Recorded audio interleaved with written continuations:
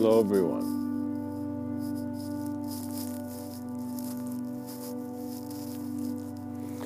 I would like to talk about today how we are all strangers in fiction. And what that means is that there's an aspect of our reality that is unreal, and so the sense of reality that we have transitions into a greater view. We find that the modes of life are different, but at the same time being done by the same viewer. So what that means is that you and many people are under the assumption that you are the same viewer, the same person as who you were from the moment you were born. And so that idea is fine because you remember and because you still look kind of like who you were and whatnot. However, on a subtler level of acknowledging yourself, you can see that existentially you are beyond the concept that is conceiving you. So when you are beyond the concept that is conceiving you, you, in a sense, find a sense of serenity because your search stops when you see that it cannot be done with the tools that you have. So you begin looking at what is real for you and what is not real for you. And in that search, an experience will occur where you will see that many aspects of your past will be thrown into conceptions of your future to confront you. So what that means is that your mind has the ability to take a past consideration and to reintroduce it to you in a new consideration. And that is simply based on your intention and many other forms of attention that is given to the being in regards to how consciousness looks at itself. So we want to very clearly say that vision begins with image. And so image is really relationships of awareness to awareness. Because the form is not really the problem. The problem is how you are informed, how you are put in the shape and then not aware that you are beyond it.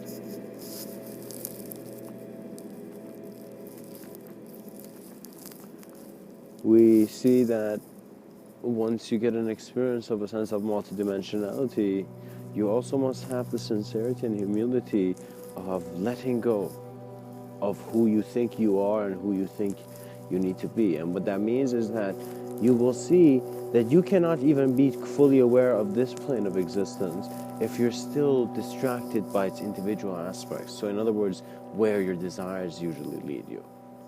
However, if you become more integrated and realize that all life is present to be observed, then the ability of your understanding becomes one that cannot be limited because you cannot measure it. How can you measure an unspeakable intelligence? So you can't. So in a sense you see that poetry is formed to show how our eyes belong to greater lights, in a sense. And it's very crucial because your atmospheres of reality will shift. So there are times where you will wake up and you will feel it's going to be a good day. And there's some days you'll wake up and you'll feel it's a bad day. But it's not about that spectrum. So do not think that you have to be in a certain range of feeling. There are some feelings you will get that you cannot interpret. And these feelings are bursts of just energy. You just feel as if you're basking into a sense of being that is acknowledging more than just everything you know. So it becomes a sense of playfulness. We need to see that we are entering a sense of self-observance without an expectation, because an expectation keeps us at a limited range of view. So we want to have a more observant view. So in a sense, we silence ourselves to listen to our self-talk, to then see that it's not our self-talk, to then observe that all imagery is being observed by an observer, to then see that it is your decision in regards to how conscious you will be of the observer. And so in our attempts to try to open our eyes, we see that in a dream there were never hands that could move. So in a sense you will have to see that it is transformation that will provide you with the openness that allows you to breathe well. Because transformation means you no longer being present in an identification that is still hearing the echo of the word cannot. So be very clear in your search. You're here not to waste time. You're not here to, have an honest sense of significance. Because, guys, if you don't have honesty, you, in a sense, are trying to live a life that's not really yours. So what that means is that if you really haven't done anything, it's okay. Don't think that you're this guy and you're this guy and see, like, I can do this, I can do this. Have a sense of humility to be self-observant and be like, okay, I don't know how to do this thing.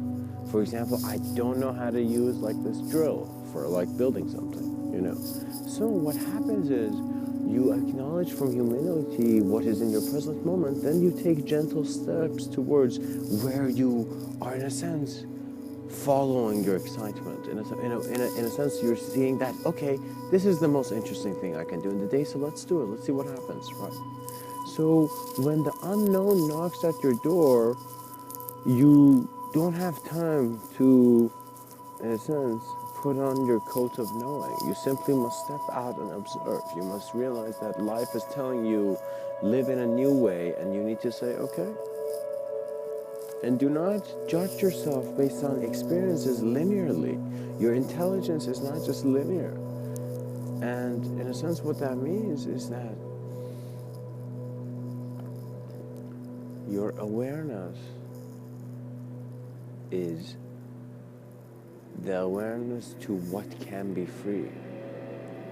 And it is always the experiencer, never the object of experience. So we will see that there was never a need to try to dribble every player and to shoot a goal and to feel that we've won. It was about how aware you were and why the game was there, why you were a player, why you were here, and what was the most valuable search and mysterious, in a sense, canyon of your reality. In other words, some people come here and they question, where am I? Oh, I'm on Earth. Okay, cool. And there are others who are like, okay, wait a minute. I'm present, I'm alive. What if everything I was told wasn't real? Who would I be then if I went on my own authentic, clear exploration of whatever it is that I am? So you would see that in your own attempt and your own approach to really see who you are, you're giving yourself permission to grow. And the minute you become aware of certain memories or certain, let's say, sufferings that you went through in the past, the moment you observe them in the subtlety of your mind, you will see that there's no need for that experience to keep you limited. So at some point, I just stopped having reasons for how I was feeling somewhere. If I was feeling this, if I was feeling that, it's like the reasoning leaves, the language leaves, because you're not really listening to it that way. So you are just very peaceful in your knowing, and your intuition is communicating everything without you having to linearize it. Because when you linearize it, it speeds down your understanding. So what that means is that I notice, wow, if I really want to go and try to become an advanced thinker or an advanced, let's say, someone with an able mind, you can't just do it with just memorization or memorization techniques that we know. It's an involvement in life that changes your awareness, so that the next time you look, you're always looking from a greater sense of knowing, a greater sense of awareness. So there are times in my life where I'm confronted with a lack of knowing and I just don't know what to do. And sometimes it's overwhelming. It could be an internal experience, it could be an external experience. But how I handle it is I come to the present moment, then I have that trust and I find out where my certainty is. And it is always beyond form, so I smile. And so there's this hilarity in how I think the whole world is against me, but I'm never really here. So it's a very playful attitude and a very mystical one, because in a world where everything is being, in a sense, structured by science, we must not lose sight of the unstructured. And so we need those people who are, in a sense, aside from just being in, let's say, buildings and constantly just reading books and writing articles and writing notes, in a sense, also having those people around in society who are direct experiencers, who are getting absorbed and, in a sense, communicating in ways no human beings have seen. So when I say, okay, so for example, let's say when you look at a being, you want to see how does that being advance. So in other words, I like the engineering mindset because it looks at how something can improve. So let's say when you look at a human life, how can a human life improve? Well, first of all, why does it need to improve? How is the hierarchy being kept? What are the spectrums of duality? And you see that the way you've judged yourself is never really accurate because you can omnisciently and omnipresently observe it.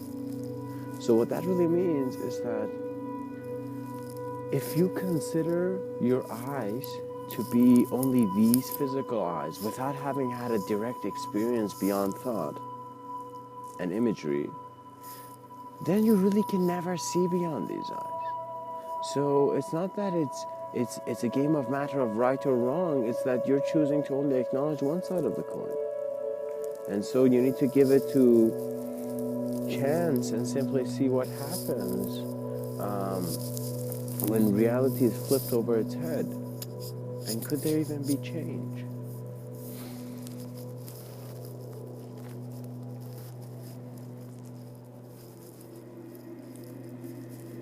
In our simplicity, many complex teachings shall come, and we will be very silent. So you will see that in your seriousness and authenticity and naturalness and playfulness and how you have acknowledged reality, reality is also treating you in a certain way. And so in a sense, for you, it is a self-communication experience. But for other senses of being, you are a different form of entity of communication. And so what that really means is that there are many beings looking at one being, and in a sense, at some point existentially, when you reach a point of activation, you become all vision. So in a sense, you actually tap into that collectiveness, but while your individuality is very centered here. And so you see, it's one of those processes where you're actually having an experience of collective consciousness as a collective inspiration. So you see that the movement of your finger is not just the movement of your finger, but it is the vastness and the infinity of life observing how it can change into this. And so it's a very, very beautiful understanding to be present in that way.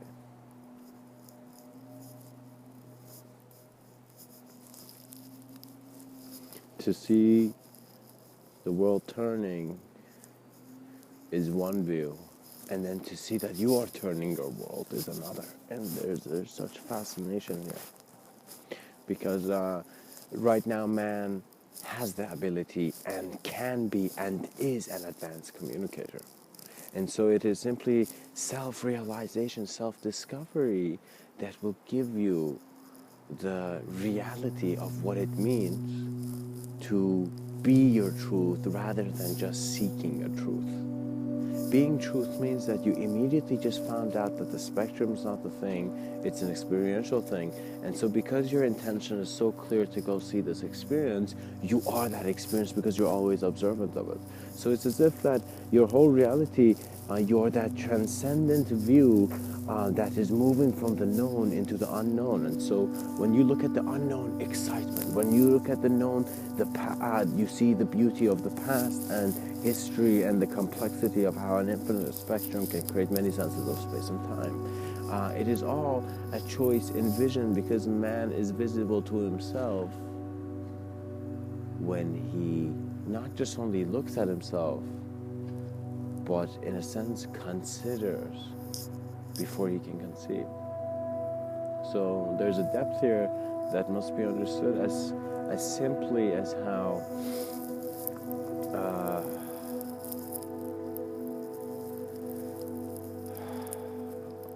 one single moment can show you the value of all moments ever had.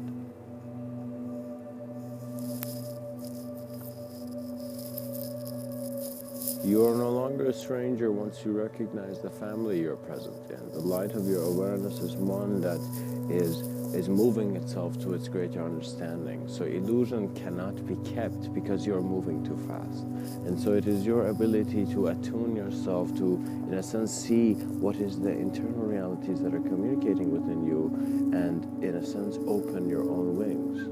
Because as Rumi has beautifully said, you were born with wings. Why prefer to crawl through life? And so there's no need to consider limitation when you have the ability to consider the limitless. So there's no need to, in a sense, create projections of failure and disappointment when you suddenly understand you're the one giving meaning to everything. So sometimes it's not that just others talk too much, you talk too much to yourself too, and that's the stress that's happening. So in a sense, you need to silence the mind that is not serving the moment. And it's not that you will silence it, it's that the moment will through your knowing. It is how you will, in a sense, burst out, similar to the rebellious seed that is now ready finally to sprout.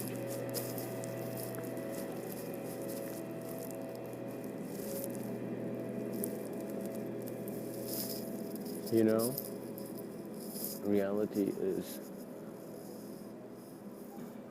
something you shouldn't really talk about too much.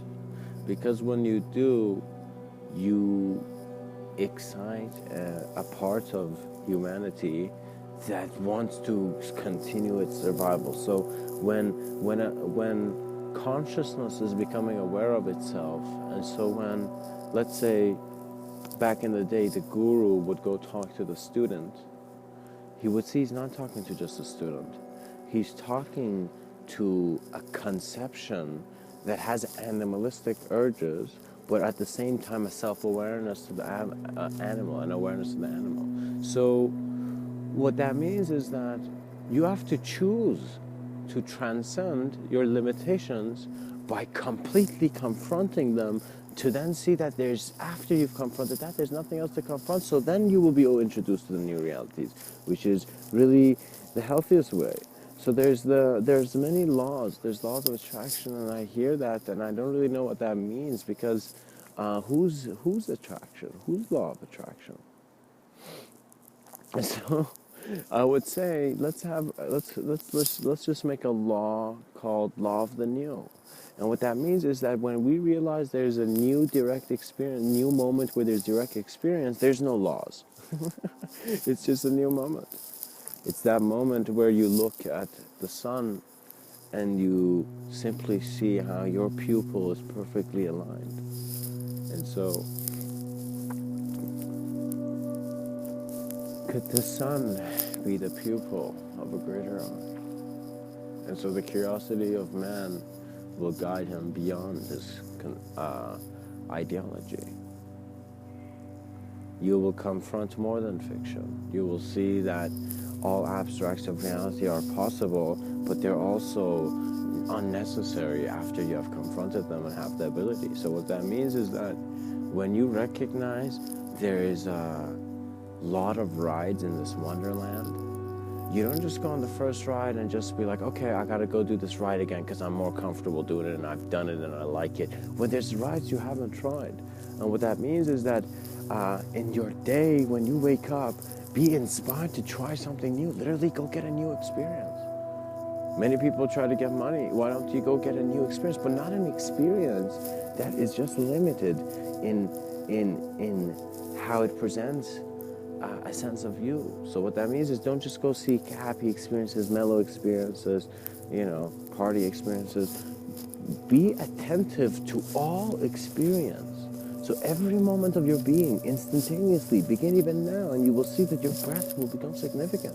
It will become joyful because it is in front of the spotlight of your attention. And so there's a beauty to how one is lost in all their findings because they're continuously trying to find more. So it is the lack of acceptance. So for some, the search takes them so far, to many libraries, to many mountains, to many places, and then again back to where they began. And for some, they're a bit lazy, and what happens is that they're like, I don't want to go that far. So in a sense, their route becomes limited because in an instant they just wanted to confront the most simplest possibility of reality. And the simplest possibility of reality is the one you already have, so it's a natural one. So you see, when you don't try for things, you see what nature has been trying to do for you. So you allow life to present itself, and you are also allowing for your mind to harmonize and very naturally extract meaning from your reality. Because this is a sense of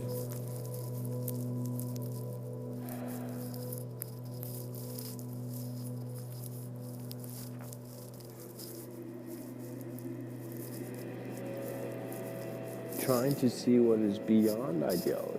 It is important. I am one man, and I've seen many men shout out certain lessons. I've noticed that these lessons have had an impact, but for some reason still have not had the impact they wanted. And I've wondered what's wrong with the system, and I've noticed it is the eyes that have getting the wrong. So how the system is defining itself should never be a stable definition when you're a dynamic being, when your state of being is constantly fluctuating. What that means is that in your stillness you have become all movement. And so you are, in a sense, anything that moves, it's intelligence, it's presence. And so through the doors of emptiness, we begin to see the beauty in Poseidon's staff, as it, in a sense, arises waves of experience, waves of time, waves of conception, waves of reality, just to show that the ocean has a direction. And so do the three heads of Poseidon's staff, perhaps. And, you know, symbology is symbology. And your essence is your essence. So do not be bothered by an interpretation that overwhelms you because you feel that there's something you don't know about it. There's an unknown factor out of your control. Do not seek control through a temporal system, and what that really means is that don't try to change something when we're all controlled by time. Because when our time comes, we must fade in the way that we must. And so it is very important to acknowledge this immediately. Understand the beauty of the temporal nature of this reality early on so that you can begin working in external in not external but eternal views. In dimensions where you're present in many ways and creating in many ways. So what that means is that now man has found a stable sense of identity, right? Now this stable sense of identity needs to go through different states and different activations to bring out great ideas. And so we must land many energies and many concepts that are coming now. We must have a sensitivity to how we become an interpretation to then communicate some form of art. We are a civilization that's done wonders for its time here. We're very young, but we've done great stuff, really great stuff. But it's also important to have a sense of humility, because if we think we've done it all, then we really can't expand as fast as we want to. And you will see, even in the biggest economies, perhaps in the technology industries, you see that perhaps when one man communicates that you should use electrical vehicles or try to promote that industry, others are used to other methods, previous methods. And so it is a game of how one aspect of existence allows the other aspect of existence to see that they're all the same aspect of existence. So it's as simply as I'm saying it, of course. Now, this is how I find the true nature of reality to be once one has acknowledged the emptiness and hollowness of the form through their formless presence. It is casual, and once you are calm,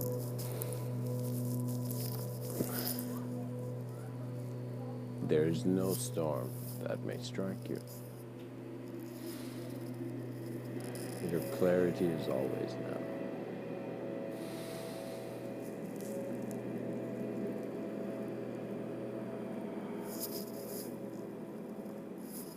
Much blessings and namaste.